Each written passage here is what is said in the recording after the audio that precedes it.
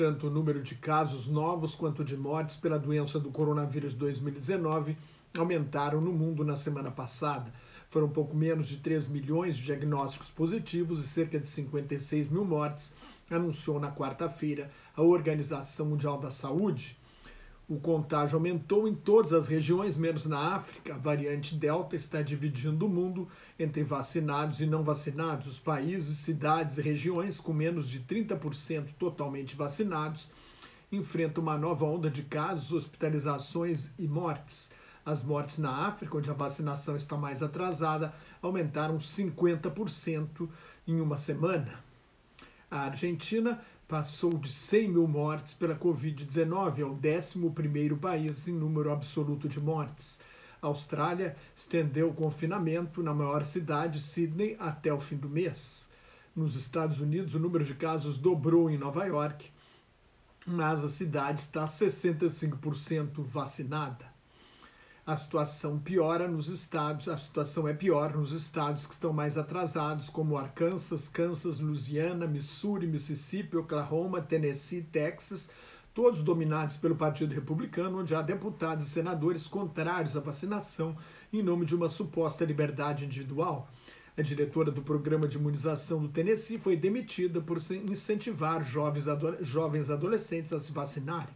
Mais da metade da população americana, 54%, aprova o programa do governo Biden de bater de porta em porta para estimular a vacinação, mas o apoio é dividido de acordo com as tendências políticas.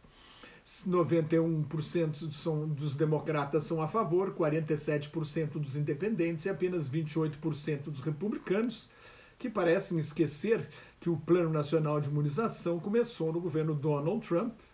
Trump investiu 10 bilhões de dólares em vacinas, mais de 50 bilhões de reais. A França e a Grécia tornaram a vacinação obrigatória para profissionais de saúde. Na Espanha, por 6-5, o Tribunal Constitucional derrubou um decreto sob estado de emergência do início da pandemia, ao decidir que um confinamento nacional precisa ser aprovado pelo parlamento, não basta um decreto do primeiro-ministro.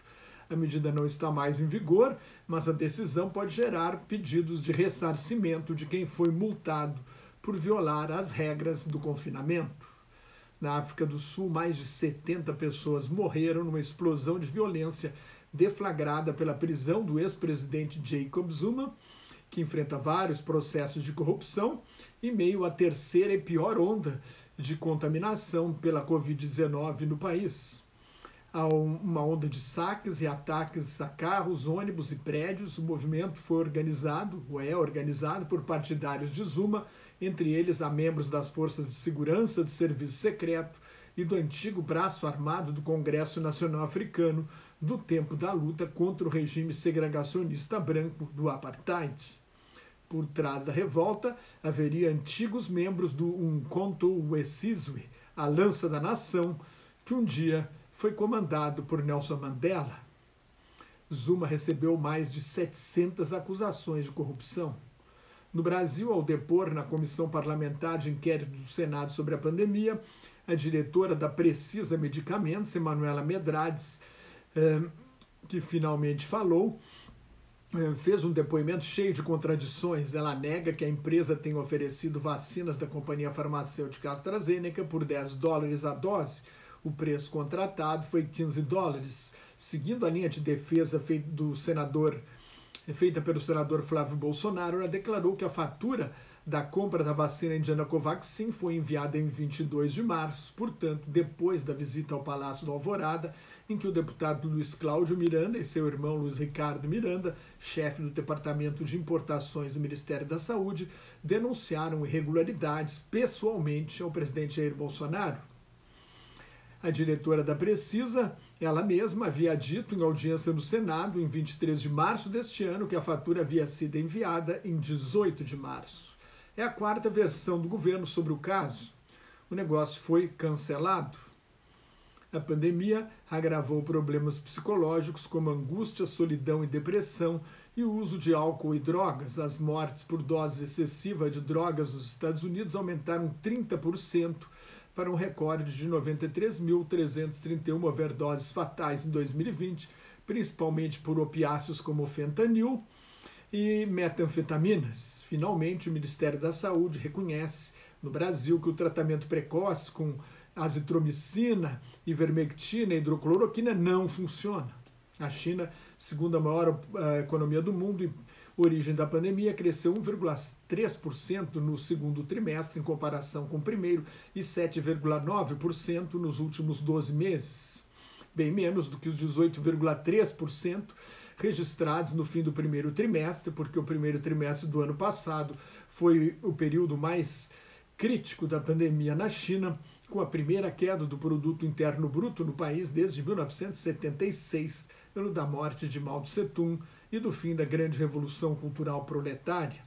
A produção industrial chinesa aumentou 8,9% em um ano, o investimento em capital fixo cresceu 2,6% e as vendas no varejo avançaram 12,1% no ano. Mas menos do que em meses anteriores, o crescimento de apenas 1,3% no segundo trimestre, depois de 0,4% no primeiro, não projeta uma expansão de 8,5% no final deste ano, como era previsto. O regime comunista chinês, uma ditadura militar de partido único, que se legitima pelo crescimento econômico, deve adotar medidas de incentivo para promover esse crescimento. Nos Estados Unidos, o presidente do Conselho da Reserva Federal, o Fed, o Banco Central do país, Jeremy Powell, declarou que o Fed não vai hesitar em aumentar a taxa básica de juros para manter a inflação sob controle. Com a forte recuperação da economia americana, a inflação subiu para 5,4% ao ano.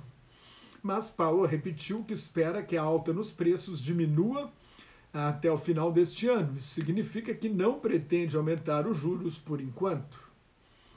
A economia dos Estados Unidos está bombando e a expectativa é de um crescimento de 6,5% a 7% neste ano, e isso pressiona mais gente gastando, mais gente comprando, pressiona os preços para cima.